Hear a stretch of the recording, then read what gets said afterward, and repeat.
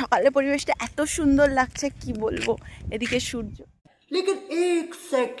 সকালের পরিবেশ ছাড়ো, এই রাস্তাটা দিয়ে লোকে চলাচল করতে ভয় পায়। রাত্রেবেলা এই রাস্তা দিয়ে যাওয়া নো ওয়ে।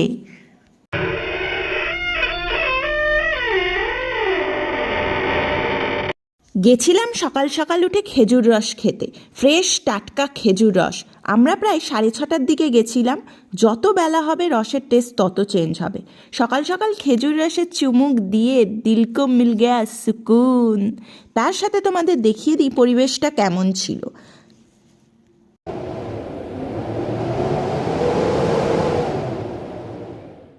আর এইদিকে রস জাল দিয়ে খেজুর গুড় বানানোর প্রসেস চলছিল। মানে সিরিয়াসলি এত রস নাকি হয়ে যাবে 1 কৌটো গুড় হলে। ঠান্ডার সময় এই রকম গরম ধোয়ার কাছে দাঁড়িয়ে থাকতে খুব ভালো লাগছিল। যাই হোক, কতটা ধৈর্যের কাজ। টানা 2-3 ঘন্টা জাল দিয়ে যেতে হবে গুড়ের জন্য।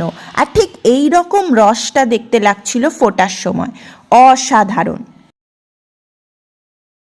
ঠান্ডায় রীতিমতো কাঁপছি, মানে এত হাওয়া হচ্ছে। এখন বলে দিচ্ছি 7:30 বাজে।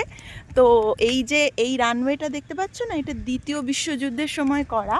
তো এই রানওয়েটা এইভাবেই এখন পড়ে আছে, দেখো কত বড় রানওয়ে। এইটা দেখার জন্য আমরা এত সকালবেলা এসেছি। তো তোমাদের দেখাচ্ছি এই সামনে যে সর্ষের ক্ষেতটা আছে, দেখাচ্ছি তোমাদেরকে। আর এত ঠান্ডার মধ্যে আমি দুটো এখানে রিল বানালাম, তো দেখতে পাবেই তোমরা সেটা। চলো ভাই, ব্যাপারটা হচ্ছে দেখো কত সুন্দর জায়গা। এই দেখো, মানে রানওয়ের তো এদিক থেকে ওদিক গেলে রাস্তা ভুলে যাবে, মানে এতটা বড় রানওয়ে। আর এই যে এই দিকটা এই সামনেটাই সর্ষে।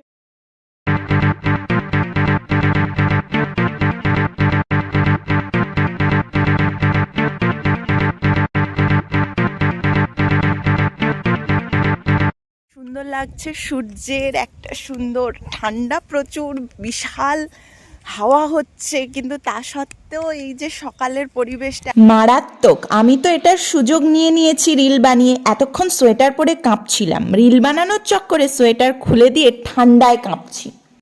দেখতে পেলে কতটা সুন্দর আমার পিছন সাইডের সর্ষের ক্ষেতটা দেখা যাচ্ছে। তো দেখো এই জায়গাটাও খুব সুন্দর। তো এই সকালের পরিবেশটা খুব এনজয় করছি শীতে। আর এই রোদটা কি সুন্দর লাগছে, আস্তে আস্তে রোদটা বেরোচ্ছে, খুব সুন্দর লাগছে। আসল গল্পটা তো তোমরা শুনলে। এটা হচ্ছে দ্বিতীয় বিশ্বযুদ্ধের সময়কার রানওয়ে, যখন ইংরেজরা এই রানওয়েটা ব্যবহার করেছিল